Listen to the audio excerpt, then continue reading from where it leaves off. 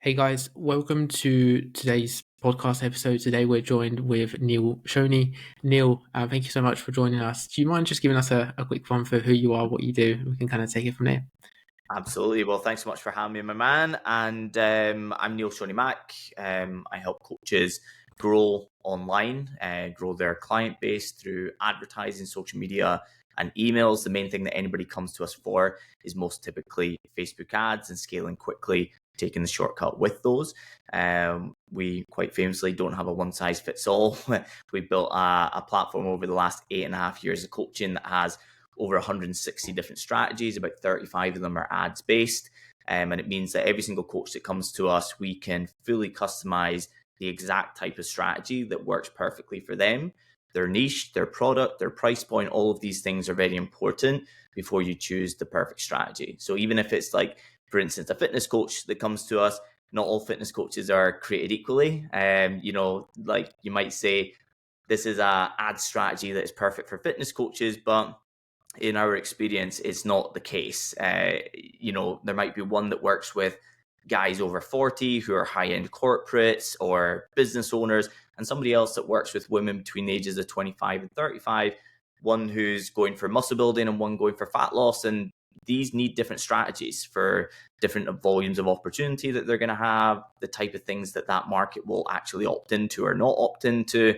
These are very important. So no one size fits all. We help coaches grow quickly online, mainly through ads, but we make sure that every single coach that we work with has a fully personalized strategy. It sounds like it's very education and like focus in terms of people understanding the mechanics of ads, how it all works. Do you find that's really important in terms of understanding it fully for the coach so they can? Yeah, I think it's really important.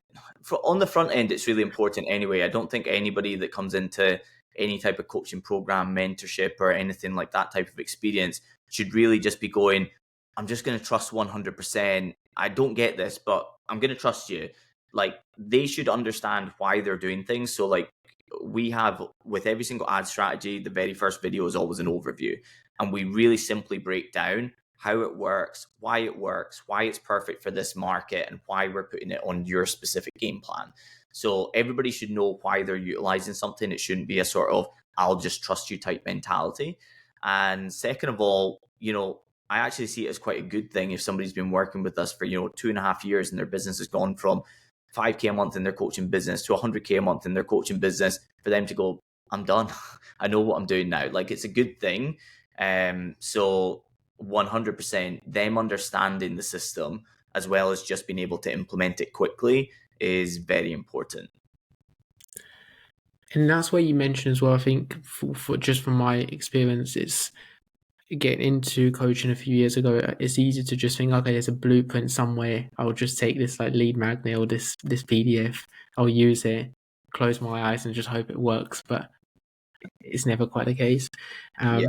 We've What's had so many people come to us over the last 8.5 years now of coaching. Actually, just closing in on 9. It'll be 9 very soon of coaching coaches, Facebook ads and things of that nature. Albeit that the first year or so was all in-person ads. It was a nightmare because I literally had to get 30 coaches into a room in Edinburgh or Glasgow, and I used to literally at 9 a.m. they opened up their laptops. We created Facebook ad accounts. We created their first ever ads, and by 5 p.m. everybody was running. It was an absolute nightmare. But about 9 years of coaching now, and we've had so many people come to us looking to buy Facebook ads courses, as in like, no, I don't want to sign up to this, and I don't want to work closely, and I don't want to do this. I'd just like to buy a Facebook ads course. Now, from my point of view, selling a Facebook ads course for $1,000 or something would be super easy to sell. We'd make a ton of revenue from it, and we'd have to do absolutely no work on the other side. The reason that we don't sell it is because that type of thing doesn't work. Because historically, whenever we've put something like an ads training in front of somebody, like the time when we tested it out, people need feedback on their ad copy. They need feedback on their ad images. When their ads are up and running, even if they're going well, they need to know how to maintain that success and even scale it further. If they're not going to plan, instead of going into panic mode, the data is literally there to tell you what you need to change to make it more successful. But quite naturally, not a bad thing, they're not Facebook ad experts. So why should they know how to do every single one of those things? So from our point of view, obsessing over client results over just, revenue in the bank, I guess, it doesn't make sense to have something like a Facebook ads course that somebody can just buy just because people are willing to buy it. It's not the right way to go. People need that personalized approach to get ads right. And what's the mindset, a coach listening to this now, what's the mindset, the success mindset that they need to go into to hit the ground running and really make the most out of it? I think it's looking at it scientifically. So Jack's one of our clients. He did a session, like a Friday session. We'll get you to do a Friday session at some point for the group.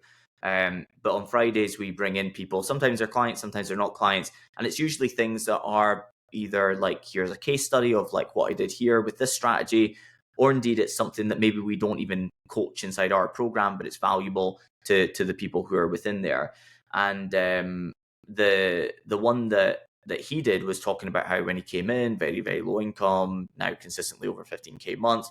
But he was saying that the big thing for him was he never got upset at any point because he looked at everything with scientific eyes. So he didn't like launch an ad and throw the toys out the pram if in the first, 3 hours he hadn't made a sale. It was like, hey, I know that I've got 72 hours, and then I do an ads review with Neil, and then Neil says exactly what to do next to make these go even better. Now, that's not to say that people don't launch ads and they absolutely like fly out the gates. It happens, of course it does. But simultaneously, looking at things from that scientific background of like, hey, everything works, but you just need to know what needs to be tweaked to get things to work even better. The same things like with what you do with, like DMs and things of that nature. It's not like if you message 100 people and a call wasn't booked, it's not that you don't work or DMs don't work or it's the wrong people. It's usually something along the lines of, all right, so what we need to do is tweak the opening message because we're not getting to the second message. Or if you were to say, look, we've got like 60% of people going to the second message, but we're just not getting them onto the call. Well, the opening message is fantastic then. So nothing needs to be changed there, but something needs to be changed afterwards to get them onto the call. So it's like looking at things like scientifically like that with ads, but with DMs, with your social media, and being able to look at things like that is literally the key to success with marketing. That's what's great about it. We don't need to buy a £50,000 billboard in this day and age to be able to test something out and see if it works. Instead, we can literally use a very small amount of money or sometimes no money at all to be able to test out a marketing strategy. And the data is right in front of us because everything's online. We can literally see what is the broken piece here, that if we fix it, then we are going to be, run into wherever you want to go inside your business because everything is going to be unlocked at that stage. So that's the way I look at it. And it's definitely the way that like our most successful clients we've ever worked with, it's the way that they look at marketing as well. And it removes that level of emotion and stress and predictability, just going back to numbers and the simplified manner of just DMs. Everyone sends DMs. It's a lot easier. Are you able to go into just, I know you mentioned data, like in terms of what data to look out for, like very bird's eye view, I guess, what kind of data is important to keep track of for coaching business, or does it vary too much? Do you mean for a coaching business overall or from like Yeah, ad track? so I guess from a coaching business looking to get into running ads. Well, for a coaching business in general, I'll tackle both of them individually. So, coaching business on its own, probably the most important metrics that you can track is, first of all, money in versus money out is number one. Basics of business, and just making sure that if you are in a deficit there, that there's a big reason why you are. Like, as in, like, if you're going to maintain that for any length of time, there's a big reason why you're doing it. For instance, brand new coaching business, there isn't any revenue there. If you make an investment to help you grow the coaching business, that makes sense, but you need to know that you're in the right place, making the right investments to make that a logical decision. If you've been coaching for any length of time, you've got any income in your business, then you have to make things a step-by-step and methodical investment strategy, if you will. Like, you don't want to be saying, okay, I make 3K a month inside my coaching business, so I'm going to get a mentor, I'm going to get all of these outsourced people, I'm going to spend 5K on ads, I'm going to do this, that, and the other. No, you want to bootstrap. Of course, you want support, so you go and find the support that you can afford, but is also good value for money. You should still be outsourcing at 3K a month because it's going to help you accelerate your business, but you need to find the affordable and best bang for your buck ways to outsource, for sure. And the same with advertising. We've had a ton of coaching businesses that have gone literally from ground zero, and they've gone to 40, 50, 60K months in the space of 12 months. And people are going, how are they? They've not been in the coaching business for very long. How have they managed to do that? It doesn't make sense. And people start putting up posts about, hey, these coaches who haven't been coaching for as long as I have, and it's crazy that they're making so much money. Well, they took the shortcut. They did. You can generate more leads from 7 days through advertising than you can in an entire year through social media busy work. That's it. Right? Unless you're outsourcing to somebody like you, because you can get a lot done when they're asleep and, all of those good things. But that type of thing is really key to keep an eye on your finances. It's something that a lot of people don't do, but keeping an eye on your finances is number one. The second one, and it's super, super important, is volume of real opportunity on a day-to-day basis, right? So when I talk about real opportunity, I mean conversations, I mean DMs, I mean booked calls taken, following up with unconverted leads, following up with past clients. Those are like real opportunities, right? I love email lists, right? I love growing email lists. I love growing SMS lists. They are such incredible assets in business, but they are not what I call volume of real opportunity. They're volume of some immediate opportunity, but very much long-term opportunity, because you're going to nurture a big email list and it's going to make everything in your business easier. But on a day-to-day basis, especially if you're listening to this as a coach below 15 or 20K a month inside your coaching business, you just need to focus on increasing the volume of opportunity on a day-to-day basis. As in, like, how many conversations are you actually in? How many people message you from your social media content? How many people book calls? How many calls are you on today? How many follow-ups do you need to do? What's the volume of your follow-up game? Like, if somebody is in a good conversation with you and you send them the calendar to book into your calendar and they don't, do you just throw the toys out the pram at that stage and say, that's a bad lead, they didn't book in a call? Or do you follow up with them the next day? If they don't respond to you at that point, do you go, well, I already followed up, I don't want to annoy them? Well, what are you worried about annoying them for? They're not a client. They haven't paid you anything. What's the worst thing that can happen by you following up with that person once again, to like throw them like a GIF or a GIF or whatever you call it, a bit tongue in cheek, and make a joke about the fact that they've ghosted you, right? That can be a great strategy. If you feel like you're going to annoy people by following up too often, that can be a tremendous strategy to completely change the dynamic of that follow-up and get people coming back. Know, like, and trust can be built through that third message. It's a powerful one. And so, two really simple ones for coaching businesses is, what's your finances, money in versus money out? Because at the end of the day, it's not a hobby. You're literally running a business. It's your income. It's how you provide. It's how you support and do all the things that you want to do in your life. And then second is the volume of opportunity that you're creating on a day-to-day basis, making sure that's high. If you're coming to me, and many coaches do, some coaches on paper look like they've got a great coaching business, and by the way, they actually do to an extent. Like very consistent, 7, 8, 9K a month coaching businesses, good income. Like look at like averages for UK, US, and actually coaching businesses in general. If you really look at what top 1% is, right, they're doing well. But it's crazy when I go, how many inbound messages do you get per week? How many book calls do you get per week? Sometimes it's like, well, on a good week, I'll get like 2 or 3 or 4 booked calls, but I close most of them. And you're like, right, so you're amazing at sales calls, right? You're amazing at sales calls. You're obviously very confident in your program. You're great at selling it. It's got a good price point on it. All of those things are great.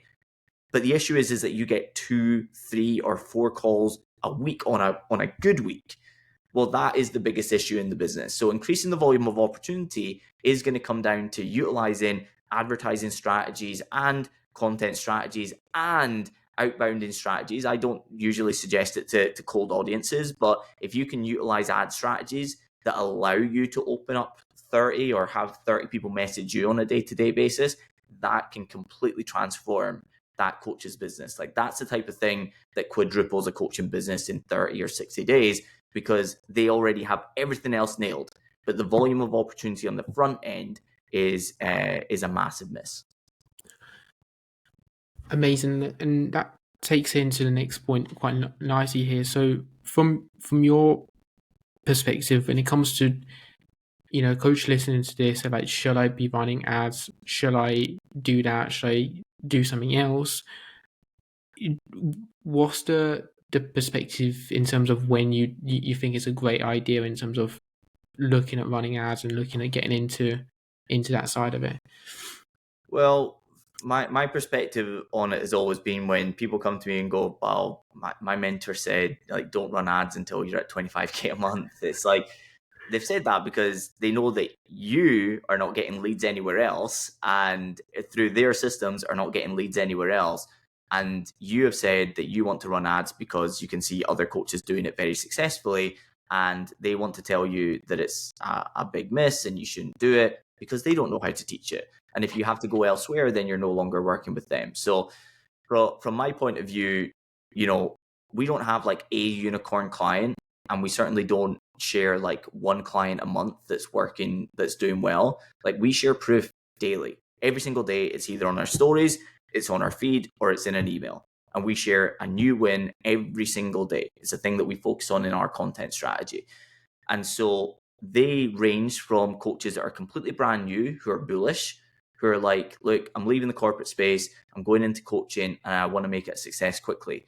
So ads are going to be the shortcut to do that. Instead of them trying to grow an audience of 2,000 people and starting to sell to them and things of that nature, we get rocking and rolling with ads. We increase their volume of opportunity. We can run a 5-day challenge with 300 people in it. We can run boosted post strategies even. We have a 3x boosted post strategy that we do that absolutely kills, that brings in, usually for even a brand new coach, somewhere in the region of like 15 to 30 new followers a day for £10 a day. So it's like, it's a very, very low cost per follower, very low cost per real opportunity to open up a logical conversation, whilst also growing their audience at the same time. So in terms of when is the right time, it's basically like, when are you ready to take the shortcut, in my opinion? I mean, it's literally what saved my ass with my first business before I was even in coaching. And it's like the number one thing I focus on in my business, that I utilize and our clients utilize as well. And the authority as well changes, like you mentioned as well. The authority of messaging changes when, in my opinion, when they see you when they follow you by choice rather than, you know, you trying to message. Like, Yeah, 100%. I mean, like, with the type of stuff that, you know, like that we would work with you on, for instance, here, it wouldn't be based upon go and message, you know, 50 people who are following our competitor or something like that. It would be like ad strategy that brings in a whole bunch of new followers every single day, and you have the opportunity to open up conversations with people who are problem aware, who are seeking out a solution, and have chosen to follow us. You know, like, it's going to be warmer, it's going to be more fruitful, and we're all going to win out of it.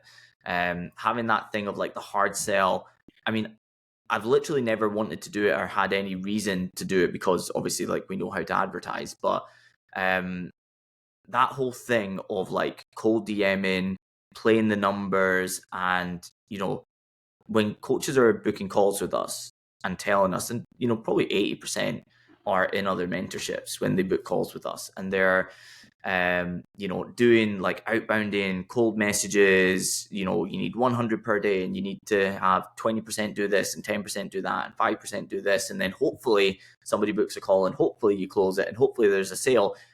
Honestly, they all come to me, and very, very often it's almost like they're on the verge of tears when they're talking about it, because it's kind of like I got into this coaching business with excitement, and albeit that, you know, I can book a call from this and I can get a sale from this, and it's usually not at the level that they need to, but still, the fact that it can do that doesn't outweigh the fact that they have to feel so much rejection all day, every day. So they're just feeling rejection, rejection, rejection, people coming back with abuse and things like that. Whereas the exact same strategy of messaging 100 people a day, imagine there were 100 new followers, 100 people who had actually chosen to follow you and are going to be more responsive. You already know their problem where and seeking out a solution, and they have chosen to follow you, not the other way around. You haven't had to do follow and follow. You haven't had to do things that are going to hit your Instagram and Facebook reach. You haven't had to do things that are going to get your account in jeopardy. Instead, you can literally just message the people who have chosen to follow you. And, the long-term effect of that has to be taken into consideration in a coaching business as well, is like messaging 100 strangers and then hoping that 10 of them get back to you and hoping that 3 of them, continue the conversation and 1 of them books a call. That's a game in which you might get the book call at the end of it, fingers crossed and hoping. And hopefully they show up to the call. Hopefully they buy, all of that jazz. But when you're utilizing a strategy where you're opening up conversations with 100 new followers per day, you also have 100 new people that are now following you. So your daily content that goes out, your stories that go out, when you put out a super spike offer, an invite to come and work with you, all of those things become more fruitful because there's more people there to receive it. So yeah, advertising can even make your DM strategy a lot more effective. And that's not even talking about messenger ads, which are tremendous. Like, this is literally like, get people to engage with you so that you can engage with them. It's almost like Seth Godin's book, Permission Marketing. Like, get that permission to market and people are going to be more responsive. Yeah, because what I was thinking as well when you say this is sometimes coaches would, and I've definitely done it as well. Like, you'd have 2,000, 3,000 followers on Instagram. You message all of those people. You do, and you start getting creative. You're like, this person didn't close on this offer. I need to create a new offer, and all of a sudden you're trying to create like 100 different offers. Whereas if you can just get in front of more people, you can just sell one offer to one avatar. Yeah, 100%. In terms of numbers, in terms of metrics and ads, is there like particular things you would look out for in terms of what does, like, quote unquote great results look like for when it comes to running ads, or is it quite hard to? No, it's relatively easy. The most important part, and again, what other places don't tend to focus on is money in versus money out, right? Yeah. So money in versus money out really matters. And in terms of like scaling a campaign, like the way that we do it is it's a very low spend. We tweak ads until they're absolutely flying, and then we increase the budget. So no coach comes to us and spends thousands of pounds in inverted commas a testing phase. Doesn't happen. So it's very low cost. We wait until there's like a positive ROI, and then we start to scale from there. But here's the thing. Most coaches scale when they see low cost leads, right? Or a cost per lead that they can tolerate. Whereas what you're actually looking to scale is results. So if you're getting really low cost leads, but the data says that, let's say it's messenger ads and most people don't continue the conversation, most people don't book a call, therefore there's no calls and things of that nature, then scaling the campaign doesn't bring in more results. It just brings in more messages and more conversations that you have to have that aren't going to be fruitful. So you have to tweak the whole system and get that rock and roll into the point of where when you spend $100 on ads, you get $1,000 back, as an example. When that happens, scaling the ROI is the thing that you want to focus upon. Because again, just to make it crystal clear and simple, we're in business to make money, right?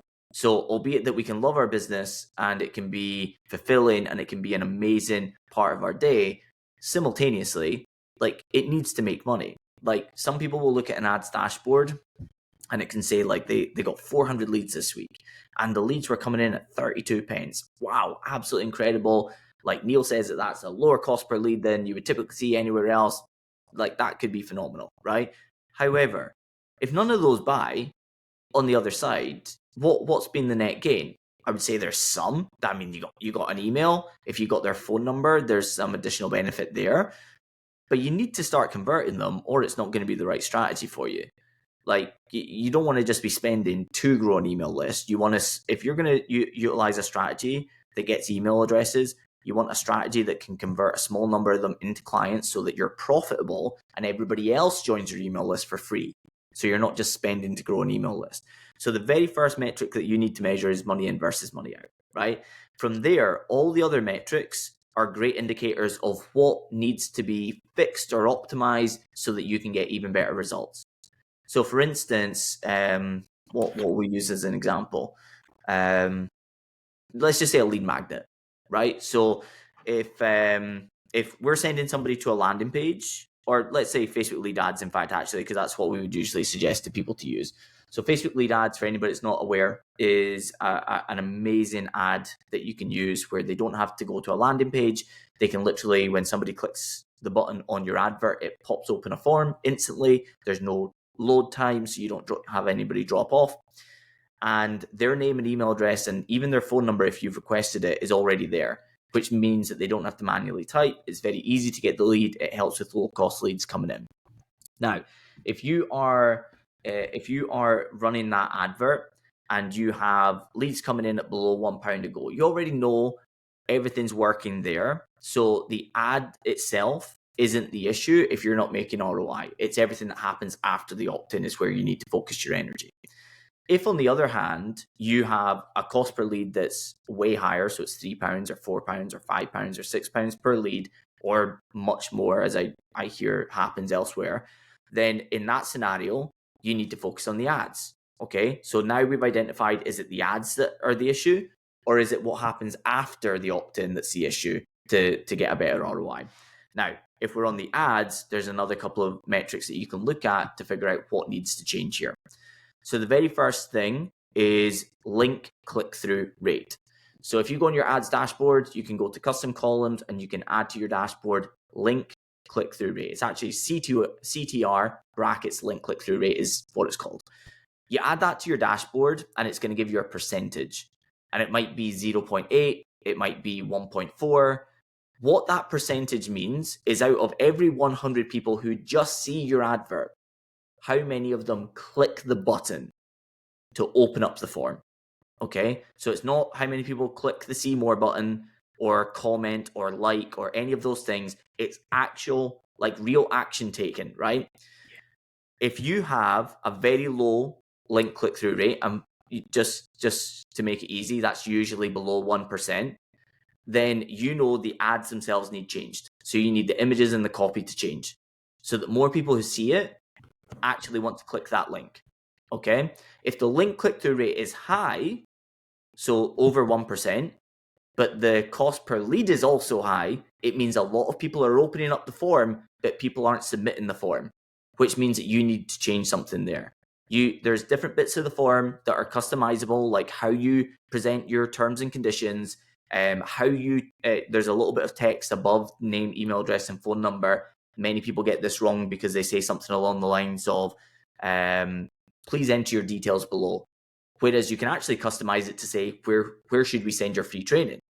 That simple tweak right there drastically drops the cost per lead, right? So then we can look at the form and we can say, okay, the only broken piece here is the form. So we tweak the form and then we get the results.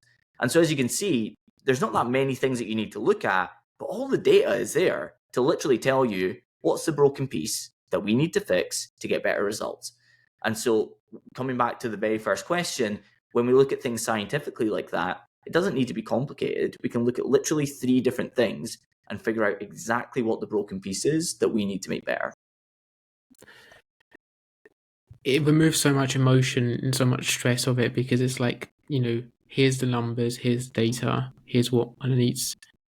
And it sounds like it's very identical to what coaches would do anyway, from posting content with the initial ad copy, the initial picture, to the actual form. It's all kind of stuff they post anyway for social media. It's just now putting it in front of colder audiences and seeing how it does. The only additional thing from there is that you need to look at what you posted on social media and you need to make sure it's compliant, because things that worked really well on social media very often have things that wouldn't be compliant for ads. So like, for instance, there's something that Facebook calls specific claims. So specific claims is when you have a time frame and a very specific outcome, right? So for instance, dropping £15 in exactly 90 days. Now, there's ways around it. You can say, I'm looking for 5 men who want to drop 15 pounds in 2024, which is a little bit more malleable. Or you could be even safer and just say, I'm looking for 5 men that want to lose their first or next 15 pounds. So there's no time frame associated with it whatsoever. So that comes away from specific claims, right? Whereas, and you could do the other way around as well. It's like men who want to lose weight or get in shape in 90 days, but you're not being specific about exactly what the outcome is.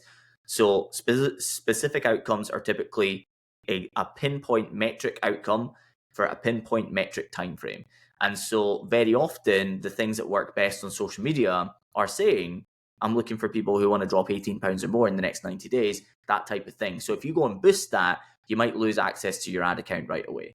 And we we have had so many book calls in the last 3 or 4 weeks because a mentorship that didn't teach ads before started teaching ads and telling everybody to do before and after images. And I don't know exactly if it was 40%, 50%, 60%, but I know that from the calls that we were getting, a ton of people inside the mentorship were just getting ad accounts shut down left, right, and center. So you need to take into account, again, one of the best things that work, especially in the fitness space, is before and after images. But you can't utilize that in advertising. You do a before and after image, and very often you won't get a disapproved ad. You'll just get your account restricted, and that's it. So you really need to take into account things like that. I mean, some people are like, oh, I'm giving away a guide on how you can get in shape through the summer months, even if you like a beer or a wine. Well, mentioning beer or wine can be and can't be compliant. So there's actually ways to utilize it, but you can't have a glass of wine in the picture, right? So there's many things that you need to take into account. This is another reason, going back to the start again, why we don't sell a Facebook ads course. Like, because we get every single person to take our templates and utilize them, but they have to share it with us so that we can give them feedback. And sometimes it's tweaking the copy. Sometimes it's tweaking the ad image. Sometimes it's simply going back and saying, don't use that image because it'll be disapproved. And so, keeping an eye on compliance is massively important, because albeit that truly there is always a way, if you've got an ad account restricted and you have done for the last 3 years, Jason, who we work with, when he came to us, he had his ad account hacked by somebody, he said, in China, who had hacked his account and spent loads of money on it, and all of that stuff happened. Facebook wouldn't give him his account back. We went through a whole bunch of different steps. There is always a way to get back up and running. Even if you need a new ad account, need to use some creative things that I won't mention here, but there's always a way to get back up and running. But man, do you not want to be there? Like, you do not want to be trying to go under the radar of Facebook and get around it and all of that stuff. It's much better if you just ask us, is this compliant? Yeah, and that's why, like you mentioned, it bringing it back at the beginning, work like getting the help at the beginning, getting the framework is going to solve you a lot more problems and probably going to save you a lot more money in the long run. For sure. Is there any other big mistakes or big distractions maybe people you see coaches or you hear on calls coaches do when it comes to ads, or easy to avoid things? I mean, with ads, they're usually just taking the longest route. Like that's one big one, which is again, we have a lot of coaches booking calls with us right now from another place, but that I think do teach ads as a primary focus. But they're like, so people come in here and then I get a lead for like $7, which is, by the way, for a freebie. So like $7 or $8 or $9, and then I need to present for, I don't know how many days it is, but I think it was like 14 or 30, or it was something chunky. Then I upsell them into something that's low cost. So it's not book call and premium. It's like, at that stage, I've spent all the money on the ads. I've had to present for all that time doing live delivery. And then I'm going to sell anybody I can into a very low cost product.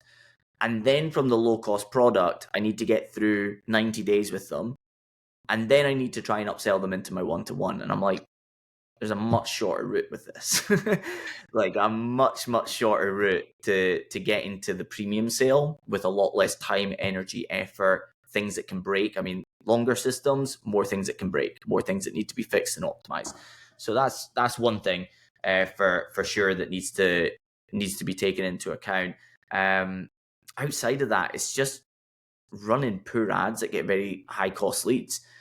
Like many coaches, even if they're working in like ads mentorships, are very often doing what I call a 1-1-1 campaign, which is one campaign going to one audience with one ad, right? So it's like you want multiple audiences, throw them all into this ad set, right? Chuck them all into this ad set, and then we'll target all of them at the same time. And then there's one image with one piece of copy, and that's your creative, right? When you do that, you're doing best guess. I've been running ads for 13 years, teaching it for 8.5 years. I can tell you if I ran ads, how people are literally paying thousands to be taught to run ads, I would fail more than 50% of the time because it's nothing more than a best guess. I need to guess the campaign, the campaign optimization. I need to guess the audience that I'm going to put it in front of. I need to guess the image that's going to be the best performer. I need to guess the ad copy that's going to work. However, when you split them out, you can test different audiences, you can test different images, and you can test different copy. It doesn't take a lot of extra time. Actually, the most time-consuming part is getting to 1-1-1, and then you use the duplicate button a couple of times and change one thing, so you get to test them all, right? And Facebook, or the market, you could even say, literally the people opting in are going to tell you the audiences that are the lowest cost leads, and the images that work best, and the copy that works best. And so you can turn everything else off and push the budget in towards it. When you've got a 1-1-1 campaign, if you come to me and say, I'm in the fitness space, which the fitness space most typically is you're looking for leads at £1 or below, right? That are coming in. So name, email address, sometimes phone number for £1 or below. That's our target anyway, inside our program. But if you come to me and say, like, I'm getting like £3 leads and I'm running a 1-1-1 campaign, the really tough thing is that there's nowhere to go with that. There's no data there. Like, we don't know which audience, like if you put 10 audiences into a single ad set, we don't know which ones are getting low cost leads and which ones are bringing the cost per lead up to make it £3 instead of £1. We've only got one image there, so we don't know where to go. Like, is this the best image that we could be using? Is there another one? If we put one in, will it be worse or will it be better? We don't know. Whereas if you use 5 images, Facebook will literally say, that image right there is getting you leads at 65 pence. That image over there is $10. So you turn off all the ones with the images that don't work. So, people think like, I've been running ads for a long time, or, this is the best performing ad image. It's going to be different for every single person that runs adverts. And so you need that variation in there so Facebook can literally tell you what's working and what's not so that you can optimize for it. So, I mean, that's another really, really big issue as well is coaches just running ads that have a really, really high cost per lead, which means that the numbers on the back end don't work. Because, like, for instance, a lead magnet, if 100 people opt in, you're not going to get 100 people to watch your training, right? And you're definitely not going to get 100 people to book a call, and you're not going to get 100 people to show, and you're not going to get 100 people buying your product, right? It's going to be drop off, drop off, drop off, drop off, drop off. The reason that a lead magnet can work so well as obviously needing the right emails in place and all of those things, the reason a lead magnet can work well is because you've got 65 pence leads coming in, because you've got thousands of people joining your email list. So even if 1% of them end up on a call, you like 1% of 1,000 would be 100 calls. So you can see how the numbers can work when you've got good performing ads. But when you're in a place or you're trying to run ads yourself and you've got leads at like $8 a go or $10 a go, you better be in the business mentorship space, because you need a product that's more expensive to make these numbers work, right? Otherwise, it's not going to work. And the reason I say that isn't just because business coaching is more expensive typically, but also because business coaching is where, like, I don't know about your listeners, but if there's business coaches in there as well as other types of coaches, in the business coaching space, you pay more per lead, right? And the reason being that it's a bidding platform. So the more people trying to get in front of that coach, the more that you're going to pay to get in front of that coach. So it's going to cost you more to advertise. Who's spending more on advertising than business coaches and people who actually run ads, right, for a living? So the competition's really high, and then second of all, you've got high skepticism in business coaching. So you've got high cost leads and people that are reluctant to click. So the cost per lead goes significantly higher than, for instance, in the fitness space. If you work with women over 30 who are looking to drop a dress size or two, and you've got a huge wide audience in the UK and Ireland that you can go in front of, that's why that audience can be significantly lower in price. Yeah, and it's coming back to, like you mentioned as well, like an overview is just understanding the numbers. You know, if you know the money coming in, money coming out at the start as well, it makes it a lot Sure. easier. Cool. Perfect. And in terms of, like, at the beginning, you mentioned kind of like having listened to a few of your podcasts and stuff before. And I know you mentioned you kind of got into it from like, you got into it like 10 years ago. So what was the story, like personal story, I guess, you getting into ads? Like, how did that kind of transition to the kind of big Well, vision? Yeah. my first ever ads were actually for club nights back in the day. So that was my first ever Facebook ads were for club nights. And by the way, compliance used to be super easy back then. You could say £1 drinks and all sorts, and they would get approved. And honestly, because nobody was running advertising, it was so low cost. I mean, like, you spent like 10 or 15 bucks. Every single human being in Aberdeen knew that there was £1 drinks on Thursday night at the club. So that was my first like advertising experience, but really getting into advertising properly and running ads the way that I run ads now, and at a significant scale and everything, that came in my first ever business. I set up Scotland's first ever, well, I say first ever, biggest ever health and fitness exhibition. So we had thousands of people come every year to Glasgow, the biggest event venue in Scotland, the SECC. I came out of uni, £2,000 in my overdraft, no money, no rich family, no loans, no like support or any means. I just wanted to build this thing. And it was a passion project, but I went all in on it. I had a part-time job to keep my head above water in a sports supplement store selling protein and creatine and BCAAs and ZMAs and all that jazz. And then I would run this the rest of the time. And to be able to run it, I had to sign my life away, and they knew that I had no track record and that I had no experience in everything. So they took the contract, but I had to sign it personally, not the company. So I had to sign personally away, probably somewhere in the region of, I think it was like 60,000 for the venue, which is like a concrete floor, as in like it's empty. It's a massive empty space with like, I don't know, 6,000 square meters or something. And then on top of that, I then needed to contract tens of thousands of pounds for carpet, for exhibition stands, for protective flooring, for 3 stages, for professional athletes to come and attend. And so I signed my life away for a lot of money before we'd sold a single ticket or an exhibition stand.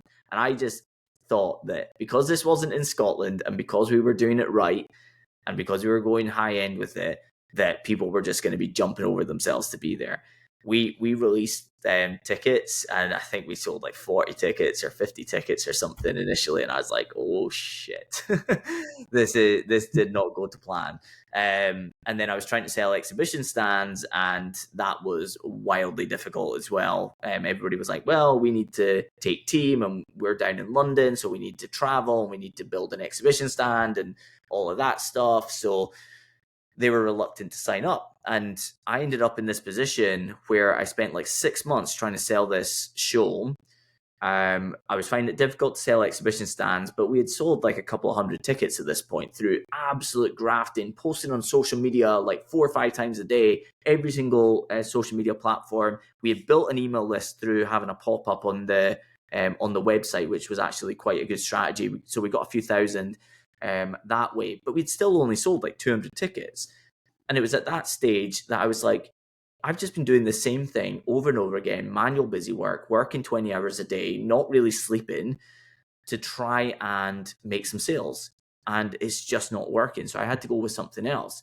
And I knew that I had ran advertising before on Facebook for club nights. And I was like, well, that always had us like we would be full with guest lists before the club opened. So we knew the club was going to be packed every time. And so at that stage, I started running advertising for the event, and I realized something immediately. I hadn't done this for the club night, but I realized this immediately with Facebook ads, is that I could literally track money in versus money out. Because when you were using a conversion campaign, and this was before iOS updates, like 10 years before iOS updates, if you got 10 sales, there was 10 sales tracked, and you could track what was the value of the purchases. So you were in a beautiful position where you could literally see money in versus money out. And if there was more money coming in than was going out, then you could scale it. And so it was this thing where I was like, we're getting like 14x return on these ads. And so even though we were broke, at the same time, as long as we were doing the maths of when we received the money from PayPal for the tickets, we were able to just continue scaling to make sure that like we were maximizing the ticket sales through ads. So I literally learned ads to save my ass from bankruptcy when I was like 21 years old, running this event, and it was the key proponent of us growing the show over the next 3 years. Then 50% of the show was bought in the fourth year, and then the other 50% was bought the year after in year 5. So instead of going bankrupt, we were able to grow a good business, to have it acquired by the country's biggest event organizer in the space of like 4 or 5 years at that point. So yeah, ads literally saved my ass, and now I help ads save the asses of coaches. Would you have gone into the would you have had the ads idea to run it if you hadn't have signed your life away, or would you have just said it didn't work? Interesting question. I haven't really ever thought about it, to be honest. If I hadn't signed my life away like that, it would have been much easier to quit, I guess. When it looked borderline impossible, like this was like a desperation tactic at the time to figure out an answer. But like I've like just never been a quitter anyway. Like it would have been the easiest thing in the world after the first event to not run the second one, because it was the worst year of my life. But honestly, the reason that I ran the second one was because I owed one person £3,000, and I didn't have that in my personal bank account. And so I ran the second show and put myself through a second year of torture, literally so that I could sell stands for the next year, and I could take that money and I could pay back the guy who had been really supportive in the first year. He ran our strongman event. He ran Scotland's biggest ever strongman event at our show. He brought in, so like Eddie Hall was there. We had Zydrunas Savickas, so we had like the world's strongest man. And he was the connector for all of that and ran this amazing show. And he was kind of like, Neil, don't worry about it. If you need to, not run the show, go and get a job and then pay me in like 6 months' time. He was like, that's absolutely fine. Like, he was just like the nicest guy ever. But I was like, don't worry about it. I was like, I'll have it in the next 5 days. I was like, give me 5 days. I'll pay you everything, and then we'll go from there. But I also wasn't a snake that would sell an exhibition stand, take the money, pay somebody, and then shut down the company. So I subjected myself to a lot of torture just to make sure that I never cut anybody off or did anything that I wouldn't be able to look myself in the eye with in the future. Yeah, and then that's the things that, like you mentioned as well, that's the things that stay with you more than anything. If when you cut corners, or if you ever cut corners, that's the stuff that stay with you. Amazing. So I guess the final one from that kind of journey and that lesson over that 10-year period. Last question would be: what's kind of one lesson or one kind of thing, if there was anything you'd kind of wish you'd told your 21-year-old self getting into the whole journey of what's ahead? If I had hindsight, I'd say do it. But anybody else that's ever come to me and said they wanted to run an exhibition and they wanted advice, I said don't. Because when I look back, I'm willing to put myself through a lot of torture, but those events are torture. I'm speaking at Performance X in London next month. So I'm going to be flying over for that. And I was like, when I spoke to the guy that runs it, I said, I've got so much respect for you because I know what this feels like to run this type of event. And I don't know if they've had to like bootstrap it the way that I did and have to hustle through it. And I didn't have any team. Like I got a business partner that came in with me a few months in at the start. But outside of that, we didn't have team for anything. Like we sold every single ticket, created every single social media post, every single message that we ever sent. We booked every single celebrity, booked every single flight, every hotel room. We sold every single ticket individually. We messaged every single company. I hired a car so that I could drive to Birmingham, so I could go to the USN headquarters and Cymex headquarters and all of those different companies to have them at the event. Everything, it was just absolute torture. So I would tell anybody else that wanted to go in and do an exhibition, don't do it. But if you've got willpower, if you've got discipline, putting yourself through that, man, it fast tracks your growth.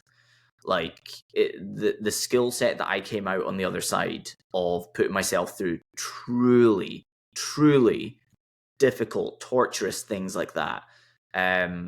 I came out with such a skill set around Facebook ads, such a skill set around social media, email marketing, ultimately team building. I knew how to sell a company.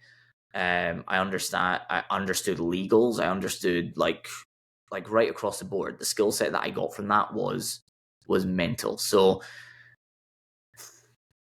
speaking to myself, I'd say go and do it again. Speaking to somebody else, just because I've got more respect for for other people's happiness than I do my own, I guess I'd probably say try something a bit easier.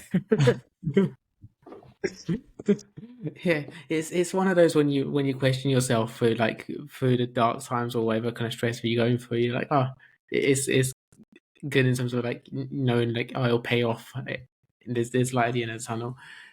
For the listeners, Neil, thank you so much for everything. There's been so much from both the mindset, your story, and like the more like ad specific stuff that people can take away. Where can people find you if they want more specific help, more specific growth in their business? Oh, good. I would just go to my Instagram. So at Neil's Shoney Mac, it looks like Neil's Honey Mac, unfortunately. But go to Neil Shoney Mac, just follow me there. I share 2 or 3 posts a day that are always value driven around ads and socials and things like that. Basically, strategies and scripts to acquire clients. And we've got a free Facebook ads course that we put together. So it literally goes through what we're talking about here, but in the ads dashboard, like the fundamentals of how you create a great ad, images, copy. We actually even have ad templates in it. So images and copy templates, completely for free. If any of your listeners want it, you can just send me course in the DMs and I'll send that across. Amazing. Yeah, there'll be the relevant links across. But yeah, thank you so much for jumping on board. Excellent. Thanks so much for having me.